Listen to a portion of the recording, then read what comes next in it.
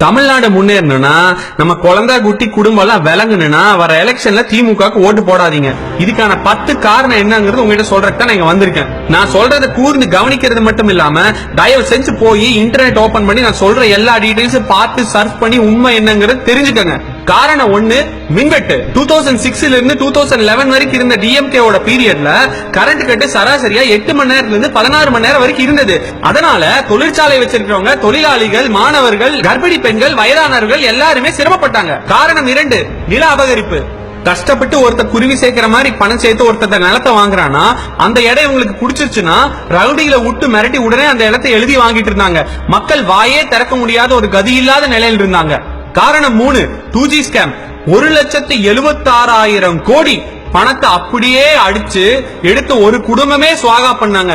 அந்த பணம் இருந்திருந்தா இந்த தேர்தல்ல எல்லா கட்சிகளும் சொன்ன தேர்தல் அறிக்கையை நிறைவேற்றலாம். எத்தனையோ நல்லது செஞ்சிருக்கலாம் நம்ம நாட்டுக்கு. காரணம் 4, ஈழத்தமிழர்கள் பிரச்சனை.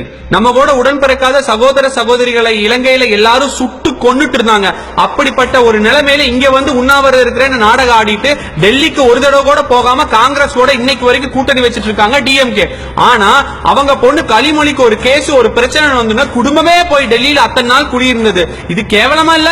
காரணம் 5, சினிமா துறையில நடந்த அராஜகம். Sun pictures, red Jain, Cloud9 அப்படின்னு சொல்லி அவங்களே கம்பெனி ஆரம்பிச்சு அவங்களே படம் எடுப்பாங்களா, தியேட்டர் உரிமையாளர்கள் எல்லாத்தையும் அவங்க கண்ட்ரோல் வச்சு எல்லா தியேட்டர்லயும் அராஜகம் பண்ணி அவங்களே டிஸ்ட்ரிபியூட் பண்ணி அவங்களுக்கு தேவையான நடிகர் எப்ப கூப்பிட்டாலும் வந்து நடிக்கணும்னு அந்த அளவு ஒரு அட்டூழியம் பண்ணிட்டு அவங்க கருப்பு பணத்தை பூரா வெள்ள பணம் ஆக்கிறதுக்கு இது ஒரு ஆப்பர்ச்சுனிட்டி யூஸ் பண்ணிட்டு சினிமா துறையை அவங்க காலு கீழே வச்சிருந்தாங்க. எத்தனையோ சின்ன ப்ரொடியூசர்ஸ் கண்ணீர் சிந்தினாங்க.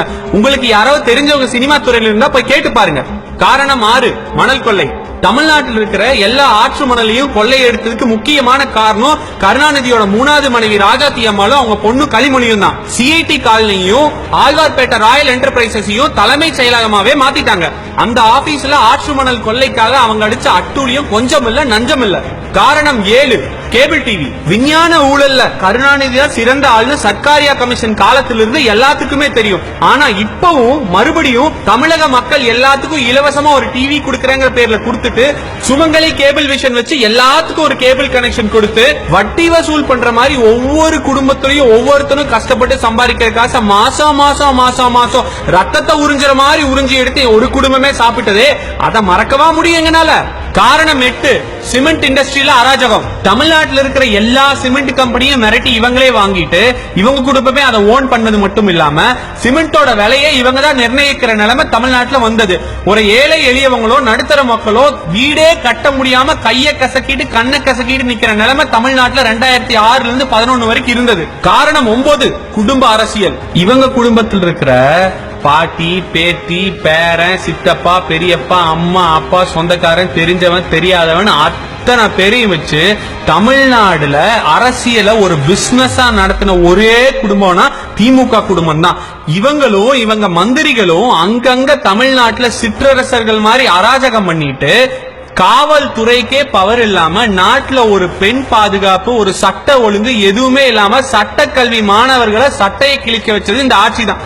காரணம் 10, சொத்து குவிப்பு. காசே இல்லாம தமிழ்நாட்டுக்கு வந்தேன்னு சொன்ன கருணாநிதியும் கருணாநிதியோட குடும்பமும் $30 பில்லியன் சொத்து வச்சு உலக பணக்காரர்கள் பட்டியல்ல டாப் 300வது இடத்துக்குள்ளேயும் இந்தியாவில் இருக்கும் பணக்காரர்கள் பட்டியல்ல டாப் 10வது இடத்துக்குள்ளேயும் இருக்காங்கிறது ஆச்சரியத்துக்குரிய விஷயமா இருக்கு. கனிமொழியோட வீடு 30 கோடி, ஸ்டாலினோட வீடு 50 கோடி, கருணாநிதியோட வீடு 40 கோடி, தயாநிதி, உதயநிதி ஒவ்வொருத்தரும் நிதிகளை பேர்ல வச்சுட்டு 100 கோடிக்கு வீட்டையும் கட்டிட்டு கோடி கோடி கோடியா சொத்தையும் சேர்த்துக்கிட்டு தமிழ்நாட்டு மக்களுக்கு ஒரு பட்ட நாமத்தை போட்டு தெருக்கோடியில நிறுத்தினீங்களே, இது நியாயமா? கேட்டீங்கல்ல, போதுங்க. திமுகவோட அராஜகமும் அட்டூழியும் நிறைந்த ஆட்சியை தாங்கறதுக்கான சக்தி நமக்கோ தமிழ்நாட்டுக்கோ கண்டிப்பா கிடையாதுங்க.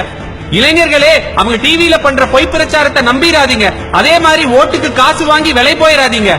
நம்ம நாட்டை வளமாக்கக்கூடிய ஒரே சக்தி நம்ம ஓட்டு தான். அது தமிழ்நாட்டோட டெவலப்மெண்ட்டுக்காக இருக்கட்டும். போதுங்க. 2011 அவங்களுக்கு வெச்ச முற்றுப்புள்ளி வெச்சதாகவே இருக்கட்டும். 2011 முடிஞ்ச அவங்களோட அராஜக அட்டூழிய ஆட்சி முடிந்ததாகவே இருக்கட்டும்.